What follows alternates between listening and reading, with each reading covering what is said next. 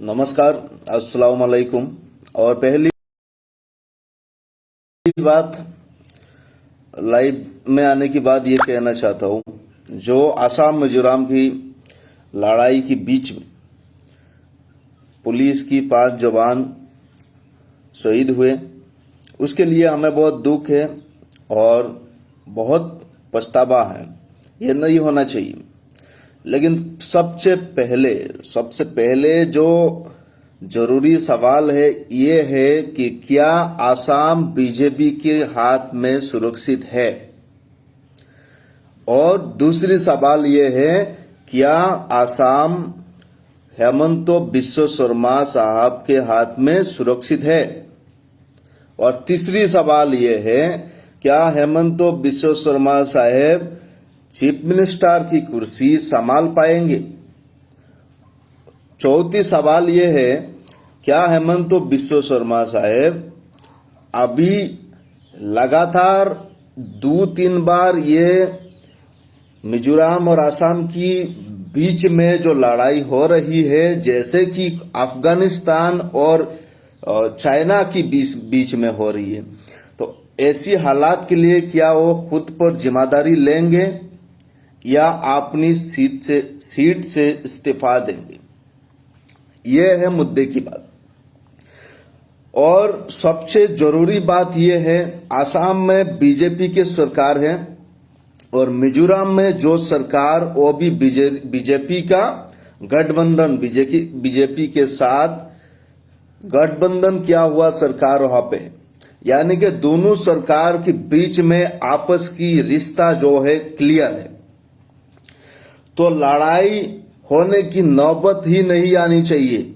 आसाम सरकार ने जो बोला कि फॉरेस्ट डिपार्टमेंट की जमीन को खाली करना है, करीमगंज और आसिमगंज उस एरिया में आपने देखे गए दिन वहां पे जेसीबी लगा के मुस्लिम आबादी को खदेर के जगह से उतारते हुए वहां से बेघर कर दिया है, वहां की जनता को उठा के फेंक दिया है, क्योंकि सरकार की आदेश थी। लेकिन आज जब लैलापुर में या करीमगंज साइट में हैलाकंदी लेके जब मिजोरम बॉर्डर के साथ वहां पे मिजो आबादी आके बैठ जाती है, तो आसाम सरकार की पावर क्या होती है। आसाम सरकार तब क्यों, जैसे करीमगंज में हमारी लोगों को, हमारी बाई लोगों को, हमारी आसाम की निवासियों को गए 15-20 दिन पहले उकार के फेंक दिया था, ये क्यों नहीं कर सकता। वहां जाके सरकार क्यों कमजोर हो जाती है, ये पहली बात है।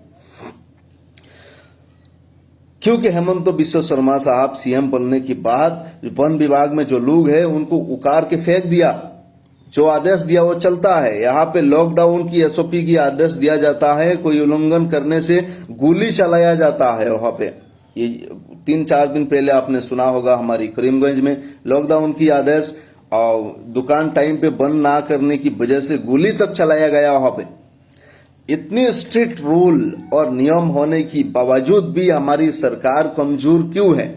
तो इसलिए सवाल ये है, हेमंत बिश्व शर्मा साहब, आपसे अगर आसाम की कुर्सी, चीफ मिनिस्टर की कुर्सी संभाला नहीं जाता है, तो आप कृपया करके प्रेस मीट करके और ये बता दीजिए कि आसाम की जनता लोग मेरे से चीफ मिनिस्टर की जो है कुर्सी संभाला नहीं जा रहा है और मैं रिजाइन दे रहा हूं, तो हम लोगों को भी चैन मिल जाएगी।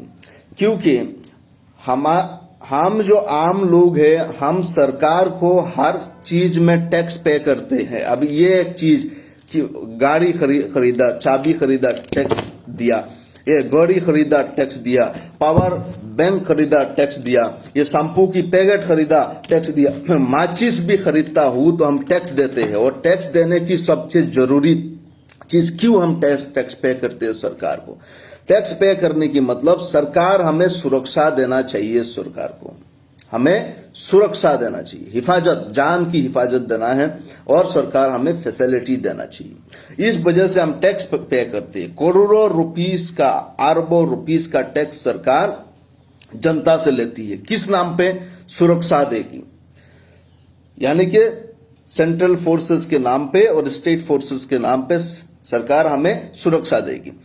आज यहाँ पे बीजेपी की सरकार होते हुए, हेमंत बिश्व शर्मा साहब चीफ मिनिस्टर होते हुए, मिजू लोग पिछले 4-5 महीने पहले लैलापुर की लोकल आबादी एक व्यक्ति को काट के फेंक दिया वहां पे।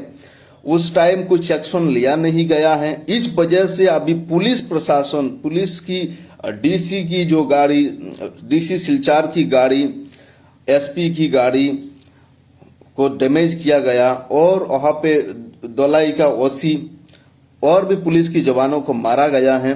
क्यों? क्योंकि सरकार ही उनको बराबर दे रही है। अगर यहां पे प्राइम मिनिस्टर नरेंद्र मोदी साहब होने की बावजूद इंडिया में दो राज्य आपस में लड़ती है और अपनी पुलिस की जवानों को वहां पे जान देने के लिए मजबूर करती है, उसका मतलब सरकार नालायक है। अगर दो राज्यों आपस में इस तरह लड़ रही है, उसका मतलब जो देश की जो प्राइम मिनिस्टर साहब है, प्राइम मिनिस्टर साहब भी अपनी काम में लायक नहीं है। सीधी बात, लायक नहीं है। तो पहली बात, भाजपा को हाथ उठा लेना चाहिए कि भाजपा की सरकार होने के बावजूद जब हम लोगों को सुरक्षा नहीं मिल रही है, हम लोग घर में सो नहीं पा रहे हैं, क्योंकि कभी ना कभी आसाम मिजोरम की लड़ाई हो जाए, दंगाई आ जाएंगे, आम लोगों को, आम बच्चों को, औरतों को मारेंगे। तो क्या बीजेपी हम जनता की सुरक्षा की जिम्मेदारी लेगी या बीजेपी हाथ ऊपर करके ये बोल देगा कि भाई हम आसाम को छोड़ रहे हैं, हमें नेतागिरी और करना नहीं है, और करना है तो जिम्मेदारी के साथ करना है। क्योंकि ऐसी घटना होने के बावजूद दो राज्य की पुलिस जब आपस में लड़ाई करती है, उसका मतलब उसकी पूरे के पूरे जिम्मेदार हमारी प्राइम मिनिस्टर साहब है। क्योंकि कश्मीर से जब 370 हटाया जा सकता है, वहां पे इंडियन आर्म फोर्स की इस्तेमाल किया जा सकता है। कश्मीर को जब पहले एक अलग स्थान दिया गया था हिंदुस्तान की बाकी राज्यों से, तो उस स्थान को चीन के कश्मीर का 370 हटा के जो आम राज्य बनाया जा सकता है, मैं उस बात की समर्थन करता हूं। तो मिजोरम, मणिपुर, नागालैंड, ये सब राज्यों में जाने के लिए परमिट की आवश्यकता क्यों होती है? ये क्या इंडिया की बाहर की देश है?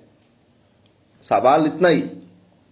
असम की लोग मिजोरम में जाने के लिए उनको, मणिपुर में जाने के लिए उनको परमिट की आवश्यकता क्यों होती है? क्या मिजोरम इंडिया की हिस्सा नहीं है? यह पूछना चाहता हूं। अब कश्मीर से 370 हटा सकते हो, तो मिजोरम और नागालैंड की स्पेशल एक्ट जो फैसिलिटी स्थान दिया गया, उसको क्यों हटाकर आप बराबर नहीं करते हो? क्यों नहीं हटाया आपने? वहां पे आपने राजनीति करने की एक जगह बनाने की कोशिश कर रहे हो। कश्मीर में 370 हट सकती है और मिजोरम, मणिपुर की स्पेशल एक्ट नहीं हट सकती। उसकी मतलब क्या है? उसकी मतलब आप आसाम के साथ मिजोरम, नागालैंड, मणिपुर, मेघालय, उन राज्यों के साथ जो है लड़ाई हमेशा लगा के रखना चाहते हो, जिससे आपकी राजनीतिक रोटी गर्म हो जाए, और कुछ नहीं। हेमंत बिश्व शर्मा साहब, हमारा चीफ मिनिस्टर, अगर चाहते हैं तो मिजोरम के साथ बात करके यूं ही प्रॉब्लम को सॉल्व कर दे, लेकिन वो सिर्फ ट्विटर पे राजनीति करने से नहीं होता है साहब। सीधी बात, अगर दो राज्यों की प्रॉब्लम आपस में सॉल्व करना है, देश की होम मिनिस्टर साहब और प्राइम मिनिस्टर साहब से लेके बात करके आपको आपस में सुलझाना चाहिए। मैं तो कहता हूं धिक्कार है बीजेपी असम में रहने की बावजूद भी असम और मिजोरम की दरमियान जो लड़ाई होने जा रही है और हो रही है, उसकी सॉल्व नहीं हो रही है। उसकी पूरे के पूरे जिम्मेदार बीजेपी हैं और बीजेपी के लीडर्स और हेमंत बिश्व शर्मा साहब, क्योंकि वो चीफ मिनिस्टर साहब हैं। तो आखिरी बात पे ये कहना चाहूंगा कि हेमंत बिश्व शर्मा साहब, मैं मानता हूं आप एक काबिल पॉलिटिशियन हो, मैं मानता हूं आप एक एजुकेटेड पॉलिटिशियन हो, मैं मानता हूं आप एक पावरफुल व्यक्ति भी हो एज ए चीफ मिनिस्टर, और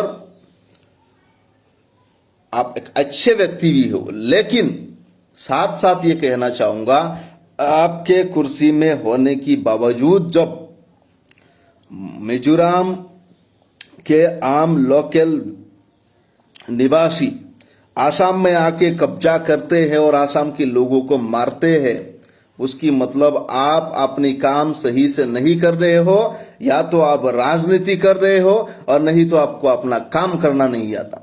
अगर आप राजनीति कर रहे हो तो राजनीति करना बंद कीजिए, आम लोगों की जिंदगी से खेलना बंद कीजिए। और अगर आपको अपनी जिम्मेदारी नहीं आ रही है तो कृपया करके आप कुर्सी छोड़ दीजिए, और कुर्सी छोड़ के आराम कीजिए, तो आसाम बचेगी, आसाम के लोग बचेंगे, क्योंकि लोग सुरक्षा के लिए टैक्स पे करते हैं, पैसा, और हमें पैसे की बदले सुरक्षा देना आपकी जिम्मेदारी है। और अगर हमारी समाज से एक भी पुलिसकर्मी की जान जाती है या एक भी आम आदमी की जान जाती है, तो उसकी पूरे के पूरे जिम्मेदार आसाम की चीफ मिनिस्टर साहब है, दैट्स ऑल, और कोई नहीं है।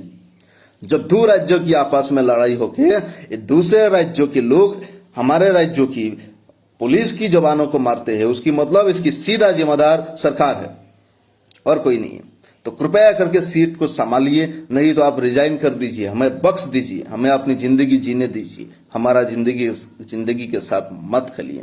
और हमारी देश की प्राइम मिनिस्टर साहब अमित शाह साहब हैं, होम मिनिस्टर, आप लोगों की होने के बावजूद एक राज्य दूसरे राज्यों के साथ जब भारत में लड़ती है तो धिक्कार होना चाहिए, शर्म होना चाहिए, कुर्सी छोड़ देना चाहिए, आप लोगों को कुर्सी छोड़ देना चाहिए। आज चाइना हंसेगी, अफगानिस्तान, पाकिस्तान, बांग्लादेश, भूटान, नेपाल, ये सब देश हंसेगी, बोले कि धिक्कार है ऐसी पॉलिटिशियन पर। एक ही देश में दो राज्यों आपस में लड़ती है, राजनीति को इतना गंदा कर दिया है, राजनीति को इतना नीचे लेके आ गया है। आज आपस में एक दूसरा राज्यों से लड़वा के पुलिस की जवानों को मरवा के अपनी राजनीतिक रोटी सेकने की कोशिश करने लगे हैं आजकल के नेता लोग। तो कृपया करके मोदी जी, हेमंत बिश्व शर्मा साहब जी और भाजपा सरकार, कुर्सी छोड़ दीजिए, हमारी आसाम बच जाएगी। कुर्सी छोड़ दीजिए, और नहीं तो जिम्मेदारी अच्छा से लीजिए कि आज के बाद एक भी पुलिस की जवान हो या आसाम की नागरिक, एक भी बेकार जो है उनकी जान नहीं जाना चाहिए।